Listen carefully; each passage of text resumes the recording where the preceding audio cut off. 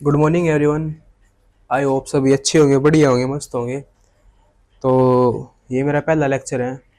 इस लेक्चर में आपसे बात करने जा रहा हूँ कि अंतर्राष्ट्रीय संगठन क्या होते हैं, हमारे लिए किस प्रकार महत्वपूर्ण है और भारत की इसमें क्या भूमिका है। ठीक है, आज हम पढ़ेंगे इसके अर्थ के बारे में, इसका विकास कैसे हुआ और इसका क्षेत्र क्या क्या, किस किस क्षेत्र में कार्यरत होते हैं, कार्य करते हैं, क्यों बनाए जाते हैं, किस लिए ज़रूरी है, इसकी भारत में इसकी क्या, भारत की क्या भूमिका अंतर्राष्ट्रीय संगठनों में, इन पर हम चर्चा करेंगे विस्तार से। तो आइए मैं आपको स्टार्टिंग से समझाता हूँ, वीडियो को लास्ट तक बने रहना। अगर इसके अर्थ की बात करें हम,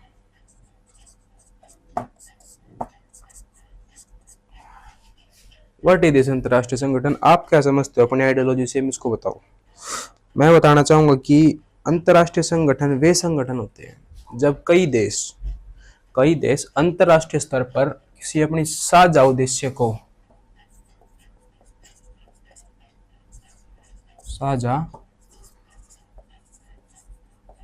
उद्देश्यों की पूर्ति हेतु बनाए गए संगठन, इंटरनेशनल ऑर्गेनाइजेशन, अंतर्राष्ट्रीय संगठन कहलाते हैं। जब कई देश किसी साझा उद्देश्य की पूर्ति करने के लिए इकट्ठे होकर एक संगठन बनाते हैं तो उसको अंतर्राष्ट्रीय संगठन कहते हैं। इसके तहत हम ये कह सकते हैं कि अंतर्राष्ट्रीय संगठन एक देश से दूसरे देश के बीच संवाद, बोले तो बातचीत और संपर्क बनाने तथा व्यवहार अच्छा रखने में भी सहायता करते हैं। अंतर्राष्ट्रीय संगठनों की मेनली ये भूमिका होती है। इसका अर्थ आप आई होप अच्छी तरह समझ गए होंगे। मिटा दो इसको, एक सेकंड।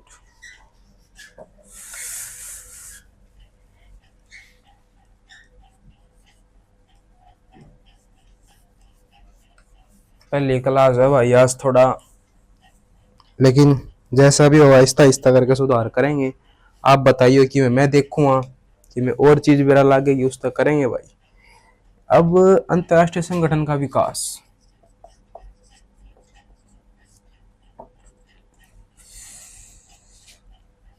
प्राचीन समय में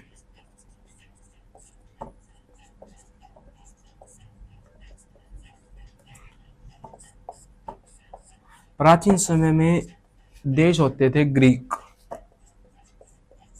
और रोम के। ये देश अंतर्राष्ट्रीय संगठनों में भूमिका के माध्यम से हम कह सकते हैं प्राचीन समय में इन्होंने धार्मिक तौर पर जनता को इकट्ठा किया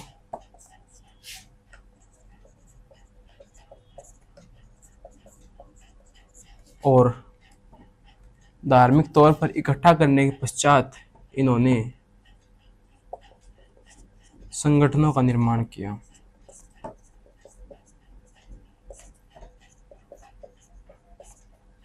जिससे कि एक देश दूसरे देश के साथ संपर्क साझा कर सके, उत्तम विकास बना सके, अपने देश की समग्र विकासशील योजनाओं का क्रियान्वयन कर सके। इन सब के साथ प्राचीन समय में ये बातें थी।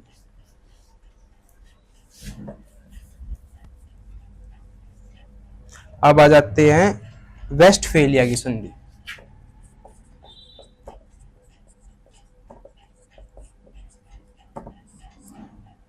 वेस्टफेलिया की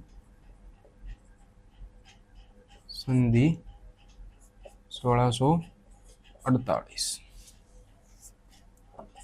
वेस्टफेलिया की एक संधि हुई भाई, मेरी बात सुनिए ध्यान से।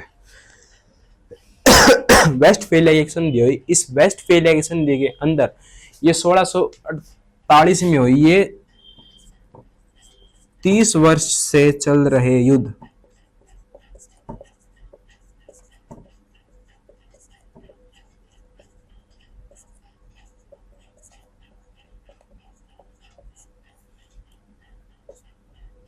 तीस वर्ष से चल रहे युद्ध को रोकने के लिए वेस्टफेलिया की संधि हुई थी। इसमें ये मुख्यतः यूरोप में हुई थी भाई। किसमें हुई थी? यूरोप में।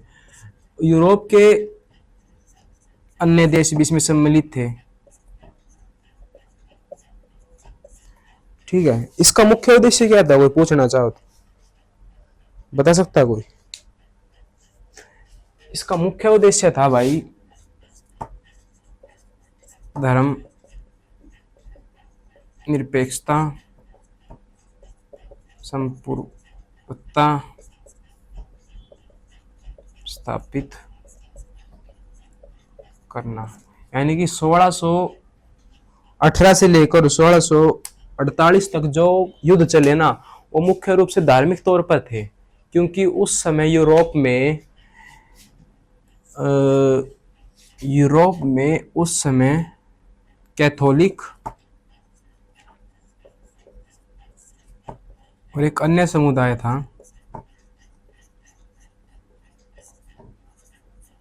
कैथोलिक बोले तो चर्च, ईसाई लोग और अन्य समुदाय के लोगों के बीच धार्मिक तौर पर युद्ध चल रहे थे। उन युद्धों को रोकने के लिए वेस्टफेलिया की संधि हुई थी, जो यूरोप में 1648 के अंदर हुई थी भाई।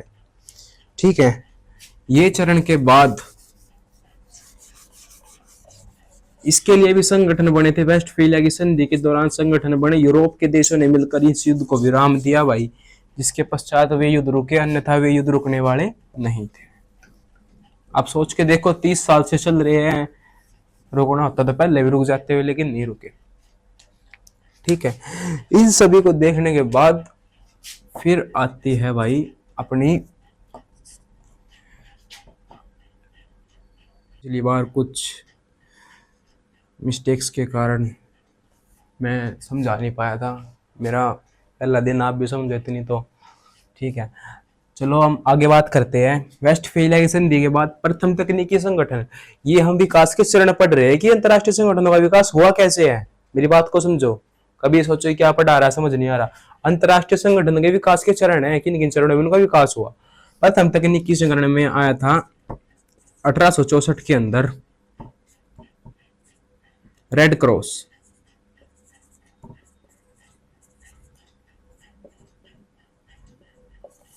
Red cross union, red cross union से कौन कौन व्यक्ति अवगत है? रेड क्रॉस से कौन कौन अवगत है? मुझे बता सकता है कि वो किस प्रकार हमारे लिए कार्य करता है? वो एक ऐसा क्या संगठन है, वो क्या काम करता है? रेड क्रॉस क्या काम करता है, मुझे ये बता दो, बस जल्दी जल्दी बता दो, बाहर ना करो भाई, मैं बताता हूं। रेड क्रॉस उस समय में युद्ध में घायल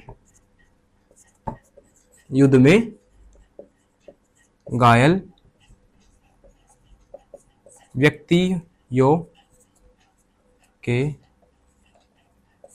इलाज का काम करता है रेड क्रॉस उस टाइम। प्रथम तकनीकी जो इनका संगठन बना, जो इनके संगठनों का विकास हुआ, जब इनके प्रथम तकनीकी संगठन बने तो युद्ध में घायल व्यक्तियों के इलाज के लिए कार्य करते थे।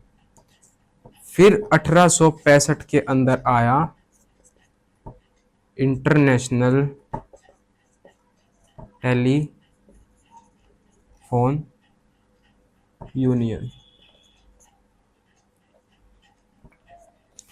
ये संचार के माध्यम थे, मेरी बात को समझो, संचार के माध्यम थे और बातचीत को सुचारू रूप से बनाए रखने के लिए, सुचारू रूप से बनाए रखने के लिए इस संगठन का विकास हुआ। अब 1865 के बाद 1874 में आ जाओ। 1874 में जब आप आओगे तो यहां पर होता था international postal union. International postal union डाक सेवाओं के लिए यूज होता था ये। नाम से ही पता लग रहा है आप तो इतने इंटेलिजेंट हो। डाक सेवाओं के लिए, डाक सेवाओं के लिए यूज होता है। ठीक है, समझ रहे होगे मेरी बात ने अग्नि। Very good. फिर आता है यूरोपीय युग। इस युग में नेपोलियन जो शासक होता था, नेपोलियन के पतन के बाद यूरोपीय देशों ने, दिख रहा है साहब आपको, अपना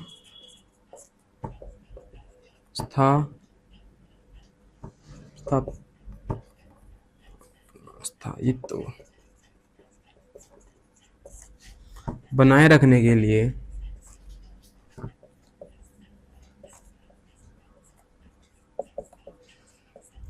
एक संगठन बनाया, यूरोपीय संगठन बनाया,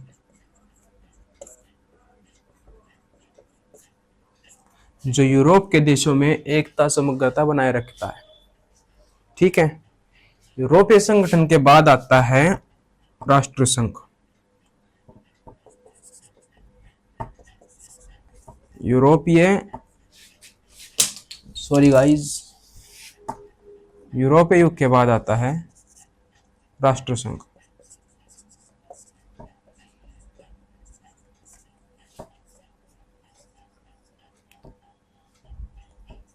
league of nation. League of nation की शुरुआत प्रथम विश्व युद्ध के पश्चात हुई थी। प्रथम विश्व युद्ध कब तक हुआ था बताया कोई? 1914 से 1918। चलो 18 कर देते हैं। इसकी स्थापना हुई 1919 में, प्रथम विश्व युद्ध के बाद। वर्साई की संधि से हुई थी भाई। क्या की संधि? मैंने बताया था ना, कोई भी संगठन बना किया तो इस संधि से बना, या उसका कोई चार्टर होगा, उसके तहत की संगठन का निर्माण होता है, अन्यथा नहीं होता। ठीक है, जो पहले युद्ध में त्रासदी या जितना ही भारी नुकसान हुआ वो दोबारा ना हो, इन चीजों के लिए हो, यानी कि शांति स्थापित करने के लिए,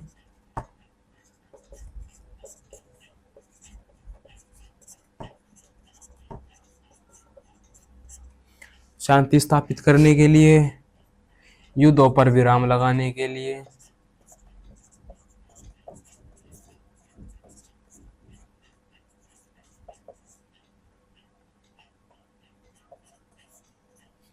युद्धों पर विराम लगाने के लिए लीग ऑफ नेशन का शुरुआत हुआ। लेकिन भाई इसके पश्चात भी सेकंड वर्ल्ड वार होगी। ठीक है, सेकंड वर्ल्ड वार होगी, थर्ड कोल्ड वार भी होगी। ठीक है, यो कामयाब नहीं होया।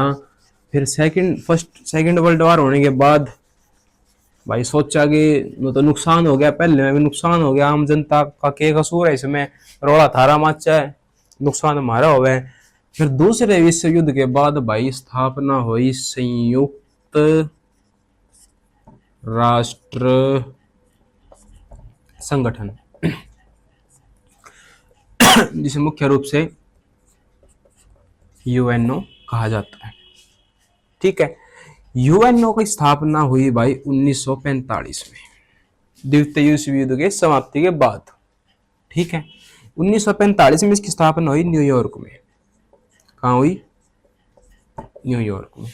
ठीक है, इसका उद्देश्य क्या था? वही उद्देश्य था इसका, शांति स्थापित करना और युद्धों पर विराम, युद्धों पर रोक लगाना। ठीक है, शांति स्थापित करना और युद्धों पर रोक लगाना इसका काम था। इसके मुख्य अंग कौन कौन से हैं? यूएनओ के कोई अंग पूछ ले आप तय, अब क्या बताओगे? एक सुरक्षा परिषद होगा। क्या होती है सुरक्षा परिषद? ठीक है, एक इसका सचिवालय होता है, एक इसकी महासभा होती है, एक इसका अंतर्राष्ट्रीय न्यायालय होता है, इंटरनेशनल जस्टिस, जैसे court of justice, ICJ, international court of justice. ये अंतर्राष्ट्रीय स्तर पर एक देशों से दूसरे देशों के बीच जो भी मध्यस्थता काम करता है ताकि संबंध स्थापित रह सके, किसी प्रकार का युद्ध ना हो, किसी प्रकार का कोई भी क्षतिग्रस्त ना हो, किसी अन्य नागरिकों को कोई हानि ना पहुंचे, शांति तरह वह सारे यो काम करें। सुरक्षा परिषद में आपने देखा हो एक रोड़ा चल रहा है, पीछे से खूब चला था कि veto power, what is this, क्या होती है वीटो पावर, कोई बताएगा? वीटो पावर क्या होती है? वीटो पावर मात्र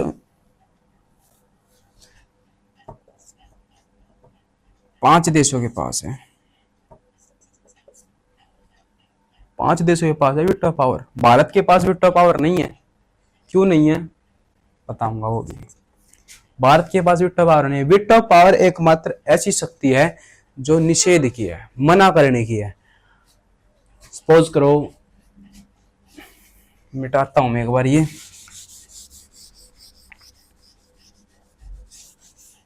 सपोज करो ये अर्थ है, ठीक है, 1 2 3 4 5, ठीक है। अब देखा जाए तो इसके पास ही वीटो पावर है, इसके पास ही वीटो पावर है, इसके पास ही वीटो पावर है, इसके पास भी, इसके पास भी, ठीक है, ठीक हो गया। ये जो नीचे के देश बच के, मान लो इनके पास नहीं है, ठीक है, ये जो देश बच के इनके पास वीटो पावर नहीं है, अगर मान लो इस देश के साथ इसकी इस देश के साथ इस देश की लड़ाई हो जाती है, युद्ध हो जाता है किसी भी प्रकार से, चाहे वो आर्थिक तौर पर हो, धार्मिक तौर पर हो, किसी भी तथ्य के आधार पर इसका इसके साथ युद्ध हो जाता है, तो अगर ये देश है, सपोज करना मेरी बात, ये देश अगर है तो युद्ध में, अब चीन है जैसे, चीन अगर ये मना कर देगा, ये अगर मना कर देगा तो युद्ध नहीं होगा। समझना मेरी बात को, ये अगर मना कर देगा तो युद्ध नहीं होगा, ठीक। यही कारण है कि भारत वीटो पावर नहीं ले पा रहा, क्योंकि भारत अगर यूएनओ का सदस्य तो है, बचपन से है, मतलब जब से यूएनओ बना तब से है, लेकिन अगर इसमें इसको वीटो पावर चाहिए इंडिया को, तो उसमें चीन को भी हाँ भरनी पड़ेगी। मेरी बात को समझो, अगर इन 5 में से कोई भी एक नाट देता है, मना कर देता है कि इसको शामिल नहीं होना, तो वो चीज नहीं होगी। एक बंदा भी अगर 4 उसके फेवर में हैं और एक उसके अपोजिट में है, तो भी वो उसमें शामिल नहीं हो सकता। समझ में आई मेरी बात? यही यूएनओ।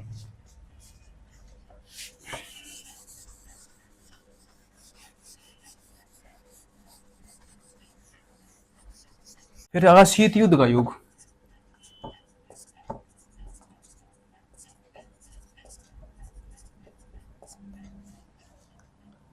ठीक है, शीत युद्ध कब से कब तक चला भाई? 1945 से 1990 तक चल रहा होगा, इतना ही चल रहा होगा, मैं घना बोल रहा हूँ, देख लियो, इतना ही चल रहा होगा। शीत युद्ध के युग में क्या बात हुई? तीसरी दुनिया, यानी कि विकासशील देश, ठीक है, विकासशील देश।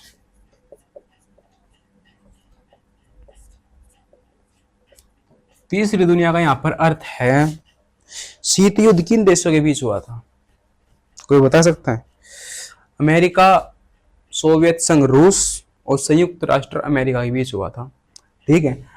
तीसरी दुनिया विकासशील देश में शामिल हो गए थे भाई। विकासशील देश वे देश होते हैं जिन वो पूर्ण रूप से विकासशील नहीं है, अन्यथा विकसित देश वे देश होते हैं जो पूर्ण रूप से विकसित होते हैं। विकसित देशों की अगर मैं बात करूं तो यूरोप, जापान, सॉरी, रूस, अमेरिका, ये है भारत विकसित विकासशील देश है।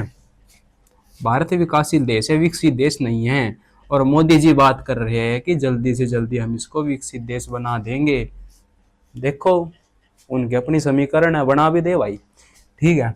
तीसरी दुनिया विकासशील देश, इसमें ये बात होगी, दो संगठन थे, नाटो, वार्सा पैक्ट। ये बना था 1949 में और ये बना था 1955 में। ठीक है। ये दो गुट थे। इनके अलावा ये थे विकसित और विकासशील में भारत इत्यादि देश शामिल हो गए। ठीक है। नाटो क्या चीज है भाई?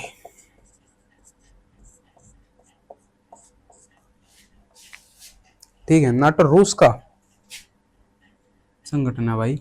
नाटो क्या कहता है, ये एक बार मैं दोबारा अर्थ बना रहा हूँ, थोड़ी टेढ़ी बन गई लेकिन ठीक है, जो कही है।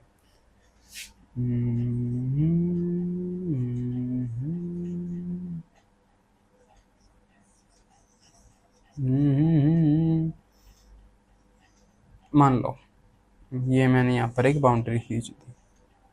ठीक है। अब मान लो ये पूरा जो एरिया है ये है नाटो, जो 1949 में बना, रूस का। ठीक है। अमेरिका का नाटो हो गया ये। ठीक है। अब ये इसके संगठन में, ये इसके देश हो गए, ये इसके देश हो गए, जितने भी इसके देश हो गए। और ये अलग है, कोई से भी लगा लो देश, जो भी आप मानना चाहो। तो इनका सिद्धांत क्या है, अगर हमारे किसी भी एक देश पर हमला होता है, नाटो के सदस्य देश जो भी है उन पर अगर एक भी देश पर हमला होता है तो वे ये समझेंगे कि हम सब पर हमला हुआ है। समझने की बात कर रहे हो? एक कुनबे में दो भाई रहे,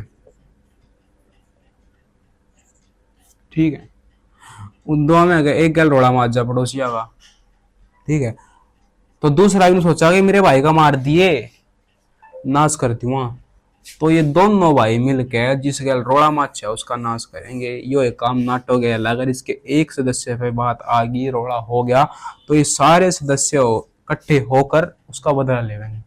यो है नाटो। ठीक है।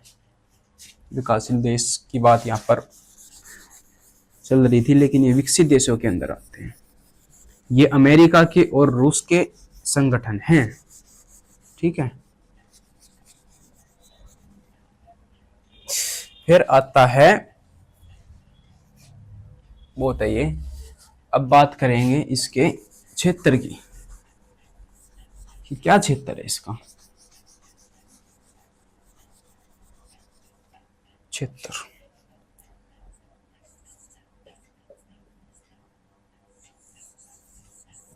क्षेत्र क्या क्या इसका, कोई पूछने लग जाए क्षेत्र क्या क्या है, तो क्षेत्र में आएगा राजनीतिक, आर्थिक,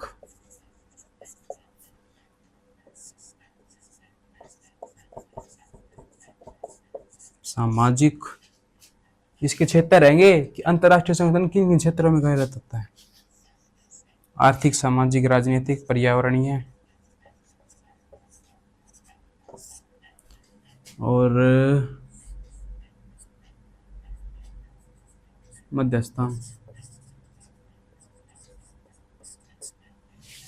ठीक है, ये क्षेत्र है। सामाजिक क्षेत्र में अगर हम बात करें तो संस्कृति का आदान प्रदान,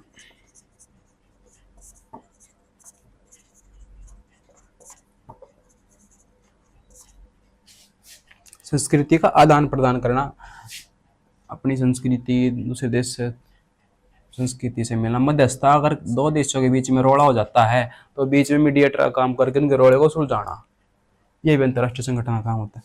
क्षेत्रीय संगठन भी होते हैं, जिस तरह क्षेत्रीय पार्टी होती है ना, इस तरह क्षेत्रीय संगठन भी होते हैं। शार्क हो गया,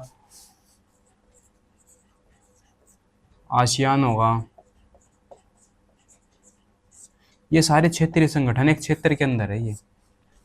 ठीक है। ये भी सहयोग का काम करते, संवाद स्थापित करने में कार्य करते हैं। राजनीति के क्षेत्र में अगर हम बात करें तो संबंध स्थापित करने में, क्या करने में, संबंध स्थापित करने में। आर्थिक तौर पर अगर युद्ध हो गया भाई, भूकंप आ गया, बाढ़ आ गई, तो एक नाम सुना हुआ था हमने, IMF, इंटरनेशनल मनी फंड। ये कर्जा देता है या सहायता राशि प्रदान करता है जो पीड़ित ही लगा लो, जो पीड़ित राज्य है। यहाँ पर अंतर्राष्ट्रीय स्तर पर हम जब भी पढ़ते हैं, एक बात कान में डाल लो, अगर हम अंतर्राष्ट्रीय स्तर पर कभी भी पढ़ते हैं तो वहां पर राज्य का मतलब होता है देश, कंट्री, ठीक है। पीड़ित राज्यों की सहायता खातिर IMF है चुका। पर्यावरण सतत पोषणीय विकास,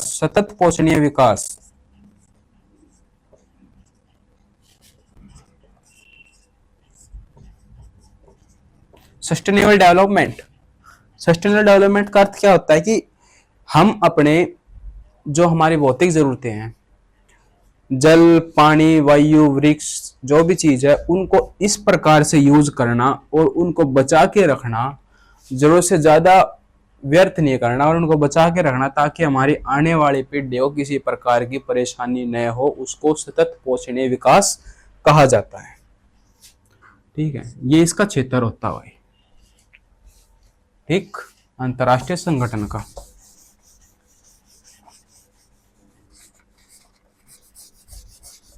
हम्म, 80 पैर मारते हैं।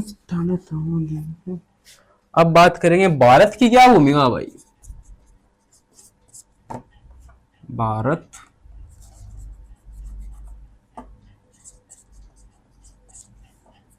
की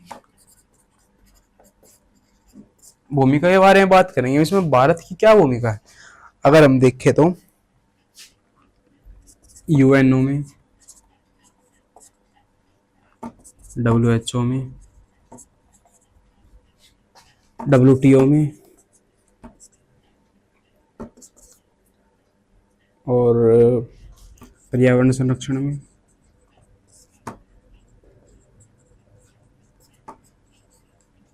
G20 एग्जाम्पल आप लगा सकते हो।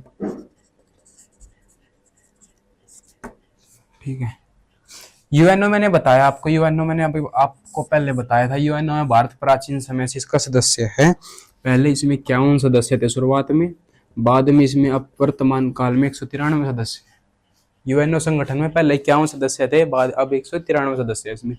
WHO world health organization, corona महामारी हो, कोई भी संगठन हो, जिस बीमारी से संबंधित कोई भी सूचना पहुंचानी हो अंतर्राष्ट्रीय स्तर पर, वे अपनी जांच करके इस देश के अंदर ये समस्या है भाई, और वो बताते हैं कि फलानी जगह देते रिकॉर्ड मिले उन्हें, यहाँ पे इतना खतरा है, ये वायरस आड़ते चालू होया है, आड़ा खत्म होगा, ये इसके उपाय है भाई, ये कर लो। इसमें भी भारत की भूमिका है, भारत इसमें प्राचीन समय से है, मतलब जब से बना, जब से इसका सदस्य है। WTO वर्ल्ड ट्रेड ऑर्गेनाइजेशन, व्यापार मुक्त व्यापार करने के लिए। जब ट्रंप दबा दब टैरिफ लगाना लाग रहा है, सोचा माता को सामान नहीं ले होगा, ननू नहीं बेरा मारा, रूस के संबंध कितने बढ़िया है। आप ना बताऊं, मैं बताता हूं आपको।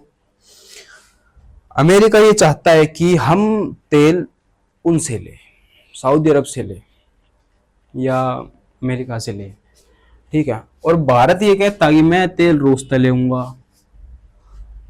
और ट्रंप जो है वो टैरिफ भी घना लगावे हैं, और रूस गया अपने ताना जाना सामान और संबंध पुराने समय से अच्छे हैं, और अमेरिका इनडायरेक्ट साथ देवे पाकिस्तान का, क्योंकि 1971 के अंदर जो युद्ध हुआ था, 1971 के अंदर जो युद्ध हुआ था भारत पाकिस्तान का, उसमें अमेरिका ने पाकिस्तान का साथ दिया था और अपनी पनडुब्बियां भेजी थी भाई पाकिस्तान के पास। ठीक है, तो इंडिया नु कब है भाई मैं तो सस्ते में रूस तक खरीदूंगा तेल, और जिन देशों जरूरत हो वाड़े बेचू भी का, ठीक है, और सऊदी अरब नु कब है तो मेरे तले ले, ठीक है, सऊदी अरब तभी नाटक भारत, कौन लेता, मेरी मर्जी भाई, और ना ले। सऊदी अरब ने हाथ मिला लिया पाकिस्तान गैल। ट्रंप की फुग्गी, ट्रंप की फुग्गी। ट्रंप साथ को नहीं बीतना जितना पहला था, फर्क है बहुत घना। पर्यावरण संरक्षण में चलो छोटा होने के लेना, मैं तो बताऊं तारते। पर्यावरण संरक्षण में अगर बात आवेगी तो G20 मीटिंग हुई थी, ठीक है, पर्यावरण संबंधी थी, वातावरण संबंधी थी। हम किस प्रकार से सुरक्षित रख सकते हैं अपने वातावरण को, हमें क्या क्या कदम उठाने चाहिए, इन सब के ऊपर विस्तार चर्चा हुई थी। G20 सम्मेलन था, ये इससे संबंधित ही है। विकासशील देशों के विकास के लिए भी कार्य हुए थे भाई इसमें। विकासशील देशों के विकास हेतु चर्चा। तो यो पूरा अंतरराष्ट्रीय संगठन है भाई, ठीक है। अगले वीडियो में क्षेत्रीय संगठन बताऊंगा हमने क्यों हुआ है। यो था मेहनत की में समझ में आया हो तो बताइयो, कोई दिक्कत नहीं है, आहिस्ता आहिस्ता हो जाओगा सबकी में। नया आया हूँ भाई लेने में, लेकिन जो भी कमी हो बताओ, हम उनमें सुधार करेंगे। इसी कोई दिक्कत नहीं है कि हम नहीं कर सकते, हम कर सकते हैं भाई, हम कर सकते हैं। तो अपने आप को कमजोर मत समझो कभी भी, जो हो जैसा हो करते रहो।